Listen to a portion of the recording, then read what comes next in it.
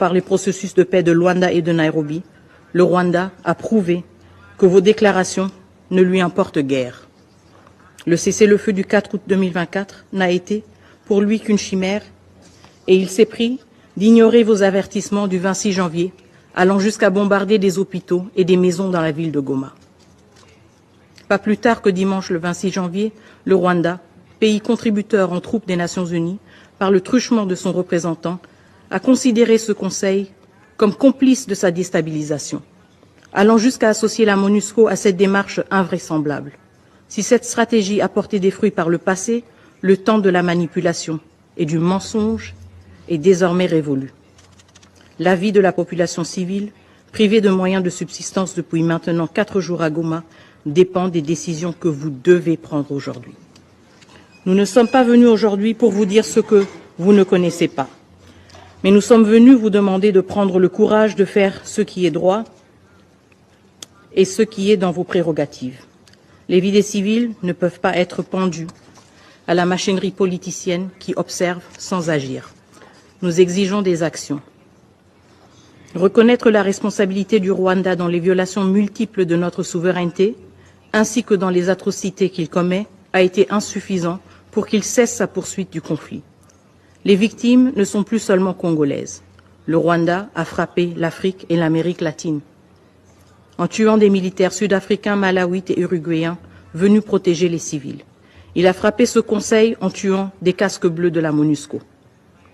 N'est-ce pas une preuve suffisante pour vous que lors de chacune des réunions convoquées par ce Conseil, la liste des orateurs regorge de pays d'Afrique et d'ailleurs, cherchant à vous pousser à agir?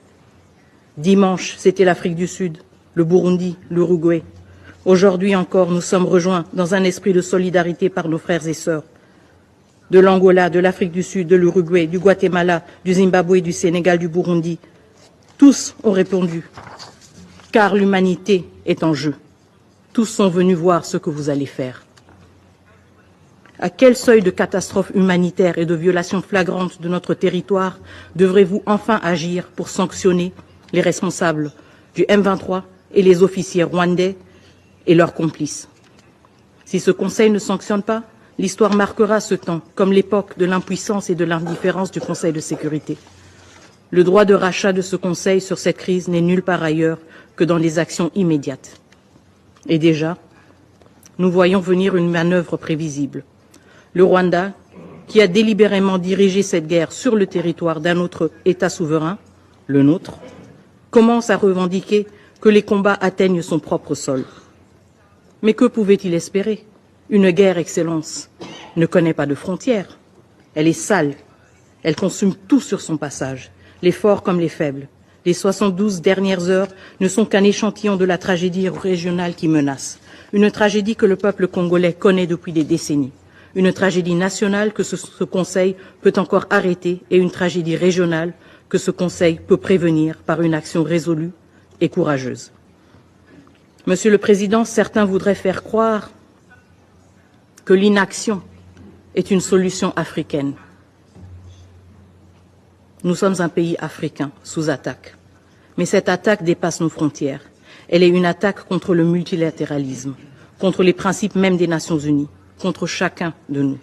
Laisser cette crise s'enliser sous prétexte qu'elle serait un problème africain, nécessitant une solution africaine, revient à trahir l'esprit de solidarité internationale qui fonde cette organisation et l'esprit de responsabilité, de sécurité collective qui justifie même votre présence comme membre de ce Conseil.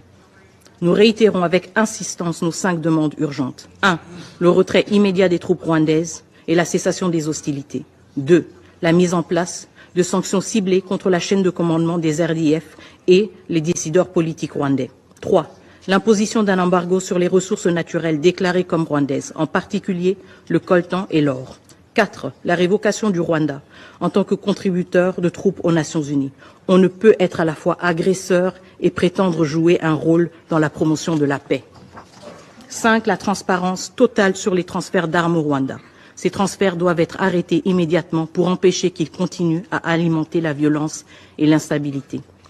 Monsieur le Président, nous sommes ici parce que c'est ici que le monde doit gérer ses défis. C'est ici, si ce Conseil échoue, La rue va s'en charger. Comme vous le savez très bien, la rue n'a pas d'ordre, ni de tempérament. Il y a 48 heures, devant ce Conseil de sécurité, nous avons une nouvelle fois attiré votre attention sur la déclaration de guerre du Rwanda contre mon pays. Une balle qui frappe dans le cœur ne saurait laisser le reste du corps indifférent. La République démocratique du Congo est en guerre et face à cette agression, l'inaction collective semble malheureusement embraser cette situation jusque dans sa capitale. Je réitère ainsi, encore une fois, que le gouvernement de la République démocratique du Congo condamne avec fermeté toute attaque contre les missions diplomatiques accréditées en République démocratique du Congo. Cependant, l'indifférence n'est plus une option. Ce Conseil ne devrait se permettre de rester passif, car chaque jour sans réponse concrète fait grandir le prix du silence. Le moment est venu pour ce Conseil de démontrer son courage et son engagement. L'histoire retiendra vos choix. Que cette Assemblée soit le rempart de la justice et de la dignité humaine. Je vous remercie. Président, nous sommes ici parce que c'est ici que le monde doit gérer ses défis. C'est ici, si ce Conseil échoue, la rue va s'en charger. Comme vous le savez très bien, la rue n'a pas d'ordre, ni de tempérament. Il y a 48 heures, devant ce Conseil de sécurité, nous avons une nouvelle fois attiré votre attention sur la déclaration de guerre du Rwanda contre mon pays. Une balle qui frappe dans le cœur ne saurait laisser le reste du corps indifférent.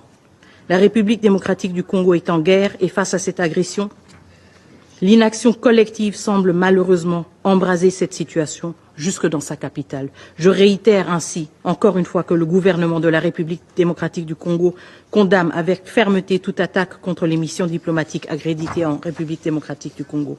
Cependant, l'indifférence n'est plus une option. Ce Conseil ne devrait se permettre de rester passif, car chaque jour sans réponse concrète fait grandir le prix du silence. Willy Ngoma. Willy Ngoma est là. Non, il est là au milieu. Il y a Kaki.